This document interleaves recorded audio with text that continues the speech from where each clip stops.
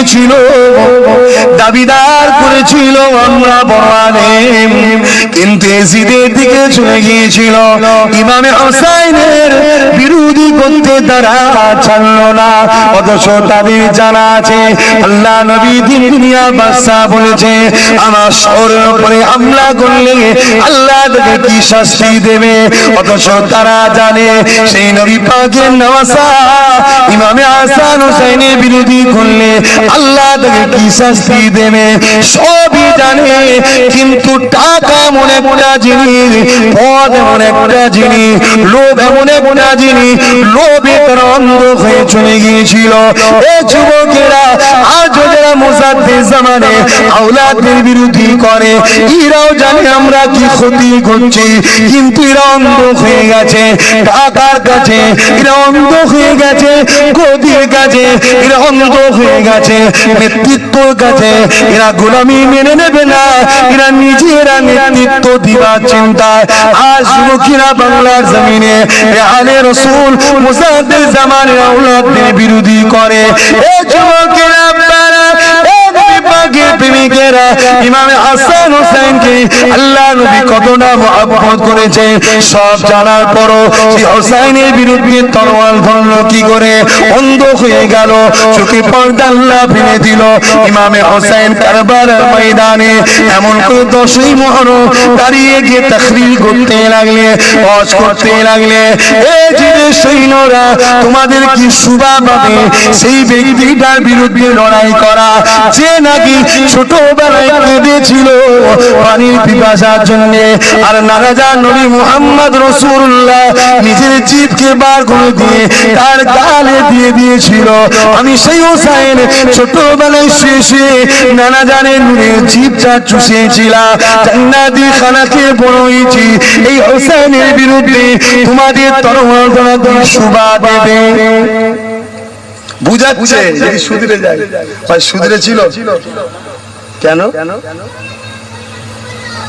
আল্লাহ মুনাফিকদের ঘরে কখনো জান্নাত দেবে না। কথা বুঝছেন? আজ এত বুঝানো হচ্ছে বাংলায়, অলিতে গলিতে ওয়াজ হচ্ছে, সব কানে যাচ্ছে এক শ্রেণীর মুনাফিকদের, তথাপিও তারা শুধরাচ্ছে কি? শুধরাবে না। আর তারা প্রাণ চেষ্টা করছে যারা ভালোবাসার রাসূলের আহলদের, তারা কি ভালোবাসা বন্ধ করছে? করেনি। কেন? মুমিন। এটা রাসূল বলেছে মুমিনের খসলত আমার আহলদের বিরোধী কোনদিন করবে না, এটা মুমিনের একটা গুণ।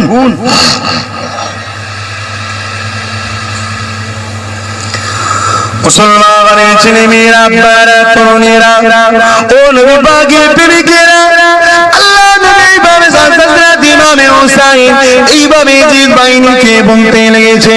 ইমামে হোসেন হুজুরের পাশেতে মাত্র 72 জন রয়েছে, আর এই জিদ বাহিনী একটা দুটো না, কিছু কম বেশি 4000 থেকে 3000 থেকে 4000। এই যুবকেরা, আপনারা তরুণেরা, হযরত ইমামে হোসেন বুঝাতে লেগেছে তোমাদের কি শোভা দেবে, যার নাজানকে আল্লাহ বা জান্নাতুল মালিকানা দিয়েছে, আর নবীর বিরুদ্ধে তরোয়াল তুলে তোমাদের কি আখিরাতটা ভালো হবে। এই ছেলেরা, যুবকেরা, আপনারা হযরত ইমামে হোসেন বলতে বলতে বলতে বলতে এই কথা বলেছিলেন। এই দুনিয়ার মানুষেরা, এই জীবের অনুসারীরা, তোমাদের কি শোভা দেবে। আজকে তারিখে আল্লাহ জমিনের উপরে সব থেকে শ্রেষ্ঠ ভালো মানুষ যদি কেউ থাকতে হয়, সেটা আমি হোসেন দাঁড়িয়ে আছি।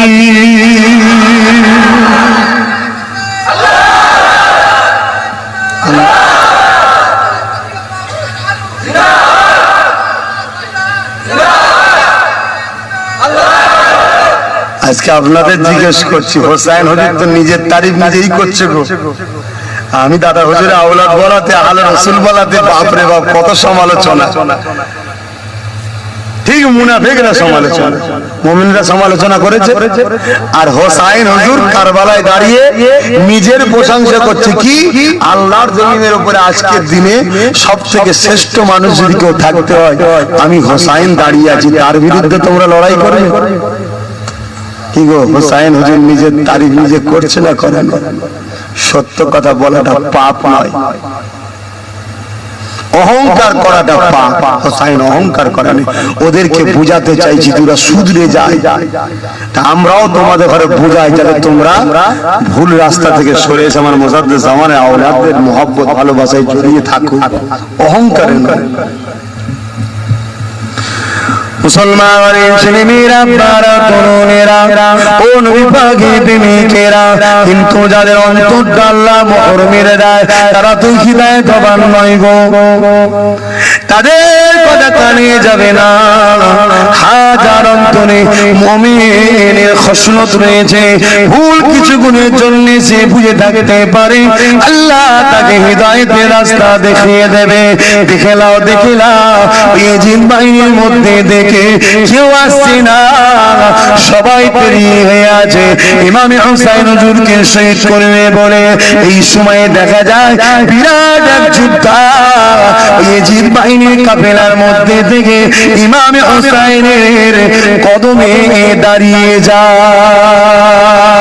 ও হযরত ইমামে হুসাইন, আমাকে মাফ করে দিন, আমাকে ভুল বুঝানো হয়েছিল, আমাকে ক্ষমা করে দিন, আমাকে ভুল ব্যাখ্যা দেওয়া হয়েছিল। ও হযরত ইমামে হুসাইন, আজ আপনি আমাকে মাফ করে দিন, আমি আপনার দিকে থাকতে চাই, কারণ ওই দিকে ইয়াজিদ আছে আর হুসাইনের দিকে নবী মুহাম্মদ রাসূল আছে। আপনি কার দিকে যাবেন, ইয়াজিদের দিকে না হুসাইনের দিকে? তাহলে আজকে দেখুন কোন দিকে কে আছে। এই কথা বুঝছেন না? বুঝলেন না? বুঝছেন তো নাকি? হ্যাঁ, শুধু হু হু করে চলে গেলে হবে না, তাহলে ক্ষতি হয়ে যাবে। বড় কষ্ট করে আলোচনা করছি, কেন দাওয়াত 1 বছর আগে করে বসে আছে। এখন যদি বলি শরীর খারাপ যাবনি, এদের মাথায় তাহলে বড় ইট পড়বে। তাবলীগ এই যে এত এসছে, কে ছেড়ে দিত নাকি? হ্যাঁ, আরে সুবিধা অসুবিধা হতে পারে না ভাই। একটা মানুষ যদি 365 দিন রাত জাগে ছোটে, একটা দিন তার অসুস্থ হতেই পারে। সেটা আপনার দিনে যদি পড়ে যায়, তাহলে এরা কি করবে ভাই? আবার এই সমস্যা, সমাজের মুখে একদল লোক মিথ্যা মিথ্যা প্রচার করে, দাওয়াত না করে, এটা একটা সমস্যা। মুসলমানের ছেলেমেয়েরা, আপনারা তরুণেরা, এই নবী পাকের প্রেমিকেরা, এমন কোন বড় কথা আমি সংক্ষিপ্ত জায়গাতে চলে আসতে লেগেছি। এই যুবকেরা তাবু তৈরি হয়ে গেল, ইমামে হুসাইন তাবুর মধ্যে খুতবা দিতে লাগলে, ওই খুতবা আল্লাহ পাকের প্রশংসা করতে লাগলে। আজকে আমরা যখন শুরু করি দেখবে প্রথমে আল্লাহর নাম নিই, তারপরে আলহামদুলিল্লাহ বলে শুরু করি, সমস্ত প্রশংসা আল্লাহ পাকের বলে শুরু করতে লাগে। তারপরে ইমামে হুসাইন নানা জানের উপরে দরুদ পড়েছিলেন, আমরা পড়তে লেগেছিলাম দরুদ। ইমামে হুসাইন এমন ক্রোধ করতে লেগেছেন, বয়ান করতে লেগেছেন, তাকরীর করতে লেগেছেন, ওয়াজ করতে করতে বলে দিলেন, বাবারা ইয়াজিদ বাহিনী এসেছে হুসাইনকে শহীদ করবে বলে। ওরা আমার রক্তের পিপাসা, ওরা আমার রক্তের পিপাসু, তোমাদেরকে কিছু বলবে না, তোমরা যে যার মতো যেতে পারো, তোমাদেরকে আমি হুসাইন আজাদ দিলাম, চলে যাও। ৭২ জনকে লক্ষ্য করে ইমামে হুসাইন বলতে লেগেছে, এ যুবকেরা, আপনারা তরুণেরা, কিন্তু এই সময় তারা কি বলেছিল? ও হযরত ইমামে হুসাইন, আমরা মুনাফিক নয়, আমরা আপনার সাথে এসেছি, আপনার সাথ ছাড়বো না, এটা আমাদের জান যাই দিয়ে দেবো, দুনিয়ায় আপনার জন্য আপনার সাথে দিকে জান দেবো, কাল কিয়ামতের ময়দানে আপনার নানা জান নবী মুহাম্মদ রাসূল বলেছে, আল মারউ মা মান আহাব্বা, যে যাকে ভালোবাসবে তার সাথে থাকবে ইনশাআল্লাহ। কাল কিয়ামতের ময়দানে এ হুসাইন তোমার সাথেই আমরা থাকবো।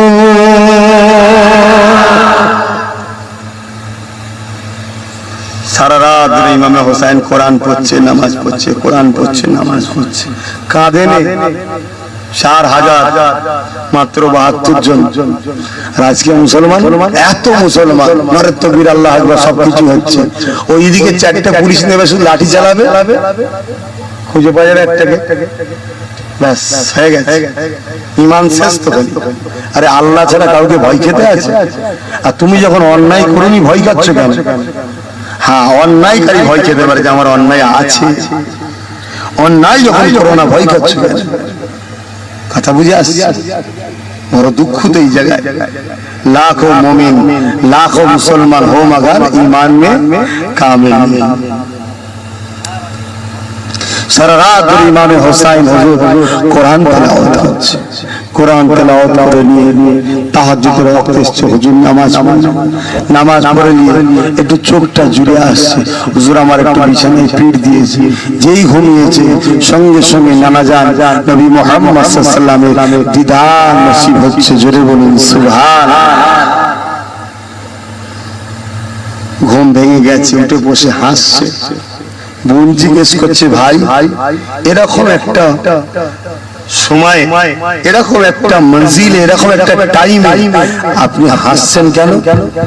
ইমামে হোসেন বলেছিলেন আমার নানা জানকে আমি খবে দেখলাম জোরে বলুন সুবহানাল্লাহ।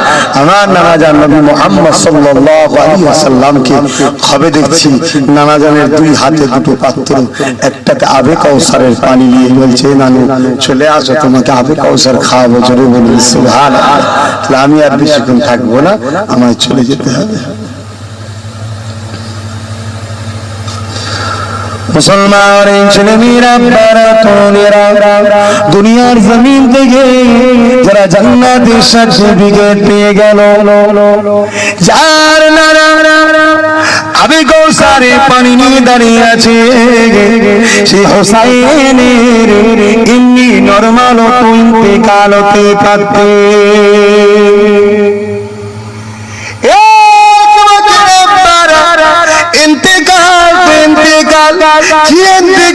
হয়েছিল ইমামে হোসেন যখন ঝাঁপিয়ে পড়লেন ইমামে হোসেন আগিয়ে যেতে লেগেছে এমন সময় দেখতে লেগেছে ঘোড়া যাচ্ছে না চলো চলো ঘোড়া যাচ্ছে না ইমামে হোসেন ওজন নেবে দেখে ছোট্ট সুকাইনা ইমামে হোসেনের বুকের উপরে শুয়ে থাকা মেয়ে ছোট্ট সুকাইনা আখিকাদের নাম হচ্ছে সুকাইনা এখন আমাদের কাছে এসে দাঁড়িয়েছে সাকিনা হাকিকাতের নাম হচ্ছে সুকাইনা।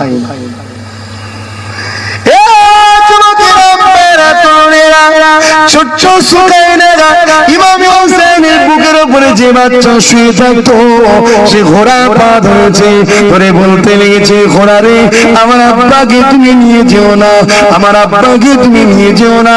এইরকম বিদারণ কাহিনী ঘটনা হওয়ার পর ইমাম হোসেন বুকে করে জড়িয়ে ধরে গালে চুমা দেওয়া ধর দিয়ে নিজের দুই হাতে দিয়ে ছেড়ে দিয়ে দুইটা কথা বলেছিল এদেরকে নিয়ে মদিনাতে ফিরে যাবে। আরেকটা কথা বলেছিল বিপদ আপনি সবর করবে আল্লাহ আমাদের জন্য রয়েছে। বিপদ আসলে সবর করবে। আপনাদের বিপদ হলে সবর করেন? একবেলা যদি খাওয়া না হয় কি করেন? আপনি বউকে পাঠিয়ে দিচ্ছেন সমিতিতে লোন লোন সমিতি বোঝেন না লোন দিচ্ছেন সমিতি হ্যাঁ মহিলা ছাড়া দেবে না আর ভেতরে যে থেকে মহিলা নেই ভেতরে সব দাদা বসে আছে। এই মুসলমানের বউ বাইরে বেরোনো অভ্যেস নেই যদিও বেরোয় একটা লজ্জা আছে একটু এখন লজ্জা ফজ্জা মনে নেই নাকি আছে লজ্জা হ্যাঁ একটা একটা মহিলাতে এমন কথা বলে পুরুষদের গলার থেকেও জোরে পুরুষদের আর বেড়ে যাবে। কিছু কিছু তো মহিলা এখন নেতা হয়েছে আবার বক্তব্য দেয় তোমরা চিন্তা করো না সব রাস্তাঘাট করে দেবো শুধু খেয়ে যাচ্ছে কথা বুঝছেন না খারাপ লাগছে নাকি? তো ওই সমিতিতে গেছে নতুন মানুষ মহিলা মুসলিমদের লজ্জা করছে বলছে ভাবি লজ্জা করলাম লোন পাওয়া যায় কাছে আসে কাছে আসে যদিও এসছে কাছে আসে না ওইদিকে মদটা ঘরে বসে আছে লোন আনতে গেছে আর ইমামে হোসেন তার ছোট্ট বাচ্চা সেই বাচ্চার কথাও ভাবলো না সবর কর সবর কর সবর কর আল্লাহ আল্লাহ একবেলা খাওয়া হয়নি ওর গাড়ি দেখে লোক চাঁদা টাদা তুলে যাই হোক করে কিনতে হবে ব্যাস শুরু হয়ে গেছে হুজুরদের গাড়ি ওর গাড়ি এলাকা ধনী লোকের গাড়ি ওর মোটরসাইকেল পলসার নাকি সব বেরিয়েছে আমায় কিনতে হবে, চুরি হোক, ডাকাতি হোক, চাঁদা হোক, ফেতরা হোক, জাকাত হোক, মসজিদের হোক, গরিবের হোক, এতিমের হোক, হলেই হলো, কিনতে হবে। সবর নেই। আরে আল্লাহকে বল না, দেনেওয়ালা কে গো? তোমায় কে দিয়েছে? তাহলে আমি চাইলে আমায় দেবে না? দেবে না। যদি না দেয় তাও আমার ভালোর জন্য না খারাপের জন্য? সবর করো, তোমায় পরকালে বেশি দেবে, তখন তুমি বেশি দেবে, সেটা তোমার আসল জায়গা। সবর কবর কবর কবর। নজওয়ান তরুণেরা ইমামে হোসেন ঝাঁপিয়ে পড়লেন। চারিদিক তেজি বাহিনীরা ইমামে হোসেনের উপরে আক্রমণ করতে লেগেছে, কিন্তু ইমামে হোসেন হুজুরের সঙ্গে কেউ পাচ্ছে না। বড় বড় যোদ্ধারা ঝাঁকে ঝাঁকে আগিয়ে আসতে লেগেছে। ইমামে হোসেন শের খোদা আলী আল্লাহর বাগের সন্তান একা তরোয়াল চালাতে লেগেছে। হাজার হাজারকে জমিনে শুইয়ে দিচ্ছে, তর থেকে কল্লা আলাদা হয়ে যাচ্ছে। চারিদিক থেকে আবার সৈন্য আসছে, কোন দিক থেকে রুখতে পারছে না ইমামে হোসেনকে। আবার নতুন করে সৈন্য আসছে, হাজার হাজার বেড়েই যাচ্ছে। ইমামে হোসেন তরোয়াল চালিয়ে যাচ্ছে। তরুণীরা জান্নাতি নারীদের সরদারিনী খাতুনে জান্নাতের সিনাত দুধ পান করা সন্তান আল্লাহর জমিনে এর মোকাবেলা করবে এমন কেউ পয়দা হইলে তামাম পৃথিবীর লোক যদি ওই দিন এসে যায়, ইমামে হোসেনের কাছে কেউ দাঁড়াতে পারবে না। এজিদের দলের যে নেতৃত্ব দিয়েছিল সীমা, সে মাথায় হাত দিয়ে বসে আছে। কি করে হোসেনের তরবারকে রুকা যায়? যত বড় বড় যোদ্ধা চলে এলো, সব আলাদা হয়ে গেল, কল্লা আলাদা হয়ে গেল, হোসেনকে রুখতে পারছে না। হাজার হাজার হাজার জমিনে দুদিকে ছিটকে পড়ে আছে, কেউ রুখতে পারছে না। সীমার পরিশান হয়ে গেছে। আবার ঝাঁকে ঝাঁকে এমন করে জঙ্গলি জানোয়ার আহলে রাসূলের উপরে ঝাঁপিয়ে পড়লো। এজিদের সৈন্যবাহিনীরা তারা এমন করে আঘাত করতে লেগেছে, কোনো দিক দিয়ে পাচ্ছে না। হঠাৎ করে তারা অবাক হয়ে গেল, ইমামে হোসেনের ঘোড়াও দাঁড়িয়ে গেল, তরোয়ালটাও দাঁড়িয়ে গেল। সব তো এবার ভয়ে সরে যাচ্ছে, তরোয়ালও দাঁড়িয়ে গেছে, ঘোড়াও দাঁড়িয়ে গেছে। হোসেন ঘোড়া থেকে নামছে। আরে এ তরোয়াল রুখলো কে? পৃথিবীর কোন মাঠ তো পয়দা হয়নি শেরে খোদা আলীর বেটাকে শোয়াতে পারে, ঠিক না বেটি? খাতুনে জান্নাতের জান্নাতি নারীদের সরদারিনী তার মা, সেই মায়ের পেটের সন্তানকে জমিনে শোয়াবে এমন কোন মাঠ পয়দা হয়নি। পৃথিবীতে বহুত নারী আছে, আর ফাতেমা একটা নারী। পৃথিবীতে কোন নারী বলতে পারবে না রোগ ছাড়া যে আমি মাসে 30 দিন নামাজ পড়ি, 30 দিন পবিত্র থাকি, বলতে পারবে? রোগ হয় আলাদা আলাদা। যার রোগ হবে তার সন্তানও, কথা বুঝছেন না? বুঝলাম না। 2 মাস পরও হয়তো হয়ে যাবে, 3 মাস পরও হয়ে যাবে। আর ফাতেমা একটা মহিলা, জান্নাতি নারী, আমার রাসূলের কলিজার টুকরি। ফাতেমার কদমে আমাদের জানমাল কুরবান হয়ে যাবে। আপনার না যাই না যাক, আপনার সিদ্দিকী যাক। কথা বুঝছেন না? বোঝেন না? সেই ফাতেমা হুজুর বললেন, আমি 365 দিনই পবিত্র নামাজ পড়ি। হোসেন হাসান হয়েছে তখনও নামাজ পড়িছি। জোরে বলুন সুবহানাল্লাহ। কথা বুঝে আসছে? যে দুটো বাচ্চার নাম দুনিয়ার কোন মানুষের নামে নাম রাখা হয় না, ও জান্নাতি নাম। কথা বুঝলাম? কে তরোয়াল রুখলো গো? বলবো বলবো? শুনবেন শুধু, হোসেনের অনুসরণ করবেন না। কারা অনুসরণ করবেন? হাত তুলে দেখান। মাশাআল্লাহ মাশাআল্লাহ আলহামদুলিল্লাহ। নরের তাকবীর, হাসান হোসেন জিন্দাবাদ। দাঁড়ান, শুধু এগুলো দিলে হবে না, অনুসরণ করতে হবে, ঠিক না বেটি? কে তরোয়াল লুকলো এটা বলবো আমি, অনুসরণ করতে হবে। পৃথিবীর মানুষকে হোসেন শিক্ষা দিয়ে গেল।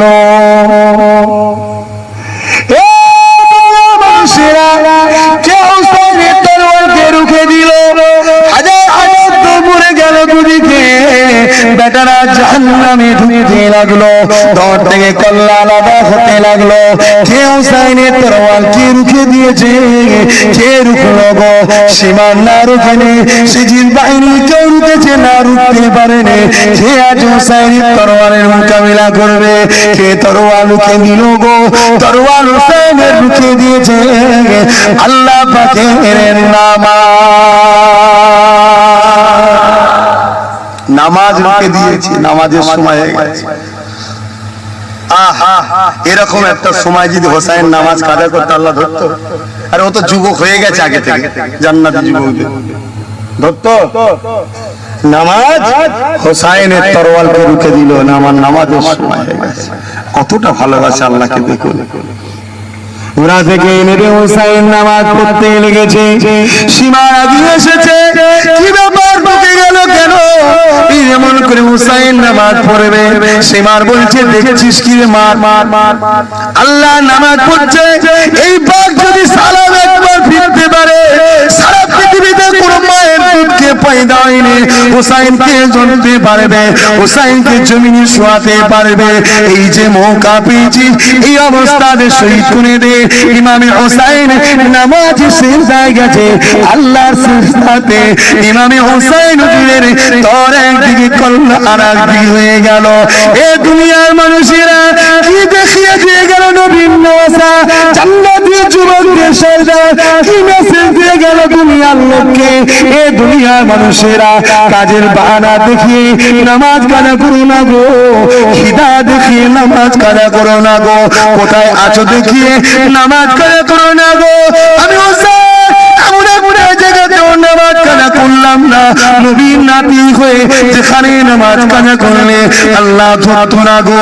একটা ফরজ কাজ করছিলাম আমি হককে জিন্দা করার জন্য, কিন্তু তোদেরকে মেসেজ দিয়ে গেলাম খবরদার তোরা বলবি না দোকান আমাকে একা চালাতে হয়, কি করে নামাজ পড়বো, দোকান বন্ধ করে দেবা, নামাজের সময় নামাজটা পড়লে কারবারে বন্ধ করে দেবা, নামাজের সময় নামাজটা পড়লে। এ দুনিয়া মহিলারা খবরদার বলবেন না বাচ্চা মুখে দিয়েছে কাপড় নাপাক হয়ে গেছে, হোসাইনের থেকে কি বেশি আপনি বিপদে ছিলেন? এইরকম কি মঞ্জিলে আপনি রয়েছে, পবিত্র কাপড় গোসল করে নে পরে নে নামাজ পড়ে না। এটাই তো বিশ্বের মানুষকে ইমামে হোসাইন দিয়ে গেল। আজকে যত ছেলে এখানে বসে আছো যারা নামাজ কাজা করো, তাদেরকে অনুরোধ করে দিয়ে যায় ইমামে হোসাইন যদি অন্তরে থাকে কাল থেকে এক ওয়াক্ত হলো আল্লাহকে সিজদা করো, ঠিক না বেটি? চিৎকার দিয়ে বলে কারা পূর্বের হাত তুলে দেখা। মাশাআল্লাহ, আলহামদুলিল্লাহ। মিস হবে না তো, মিস হবে না তো। আর যারা পড়েন 5 ওয়াক্ত আলহামদুলিল্লাহ, যারা পড়তে না 1 ওয়াক্ত হলো পড়তে হবে, ঠিক না বেটি? গো তোমার 1 ওয়াক্ত পড়তে থাকো, দেখবে নামাজের প্রেম আসবে তোমার মধ্যে, 2 ওয়াক্ত হবে।